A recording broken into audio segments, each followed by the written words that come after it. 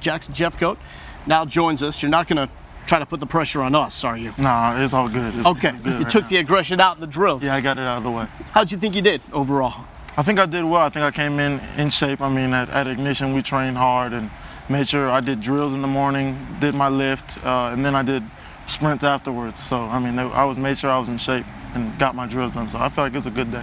What was the biggest question you think you had to address, and how do you think you addressed it? The biggest question was if I can drop, if I look comfortable out there dropping and getting moving in space. And I think I answered it well, showing that I'm able to flip my hips and come up to get the ball or get out of a break and everything. So I think I did good at that.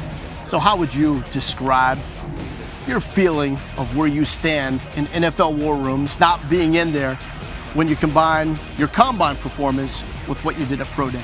Well, you never know. And so I think I put it all out there what I could do. And so we'll find out when draft day comes around. But as far as where I am, you never know. Yeah. I'm curious, what kind of conversations did you have with professional teams at the combine? There's a couple guys that I've known, or like Leon Lett was there, and he was just making sure, telling me to make sure I do my best. And when I did a good job, he was like, good job. And a lot of teams were interested in me playing outside linebacker, so they wanted me to do that. And so we've had good conversations, and I was able to sell myself. So if you had your choice, would you be a defensive end or an outside linebacker? Anything that has to do with pass rush. So that I want to pass rush. So good answer. I'll do whatever they want me to do. Playing for Greg Robinson last year, former NFL defensive coordinator, the spinner package that he put in, how much do you think that helped you, and also playing for him with his NFL experience? Well, it shows that I have versatility. I was able to play as a defensive end straight with the hand on the ground for a long time. And then we did the spinner, and I was able to move around in space. And so that really helped with the teams being able to see, like, yeah, he can move. Greg Robinson was doing this show with us here last year, and around that time was raving about you, went out to practice during the spring and watched you, and he could not stop talking about the way you use your hands, the martial arts, as he would call it. How does that translate for you? Well, where I learned that from is with my dad. I mean, he had some Taekwondo at a young age, and then we used to do hands when I got into high school all the time. I'd go to him and get him to do hands with me. So in the league, you have to use your hands, and you have to have hard, heavy hands. And I think it will help because those offensive linemen are big, and they're going to try to put those hands on you, and you got to keep them off. So what's next as far as this process for you? Well, I have 3 workouts with teams coming up and a visit with the Pittsburgh Steelers. So the 3 visits, or the 3 workouts I have are the Jaguars, the Falcons, and the Colts. As you look back on your playing career here at the University of Texas, what are the games and the moments that really highlight your career at Texas?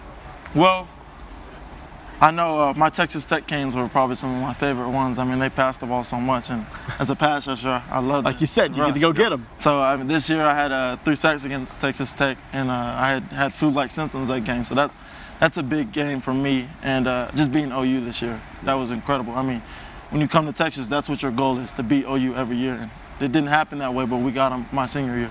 And that game was in a stretch where it seemed like week in, week out, you and Ced Reed found a way to finish the game with a dominant play on the defensive line. What was it about you and those critical moments late in games that really saw you come to life? Well, Ced and I had talked about it when we were working out together. Man, we got to come up big. When there's a play that needs to be made, we have to make it.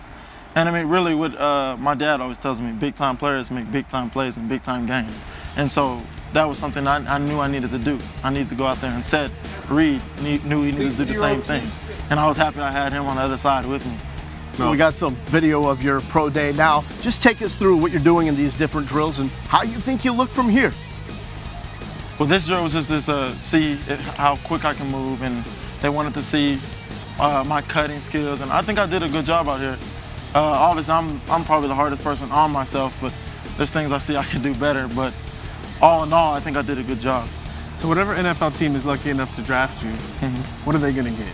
They're going to get a blue-collar guy. A guy who's going to work his butt off, and I'll do anything for the organization, and I won't be a guy that gets in trouble. I will do things, whatever they ask me to do, I'm going to do it. And I'm a coachable guy. You've been coached for a very long time. Yes, sir. Yes, sir. By coach/dad. Yes. How much is having guys like Brian Arakpo around, some of the guys that came before you? Cedric Reed always talks about how y'all work together. He looks up to you. How much is having guys like Brian Arakpo that came before you around lately? Well, it's big to see Rack there and to kind of chat with him and talk about what he thinks about me going into the league. And he shared his opinion and told me how I can stay in the league when I get in there. And I mean, Sam Macho was there with me when I was young, and he showed me the ropes as well. And so it's great those guys to come back and kind of give back. And that's something I want to do as well. One question before we let you go. Looking forward, what are we going to be saying about Ced Reed at this time next year? Man, I mean, you're going to definitely be saying he's the best defense end in the country. I mean, I expect big things from him. He's talented. He's a big guy, but he can move so well. And he's going to, I don't know what they have him rated right now, but he's going to shock some people. I hope he's a first rounder next year.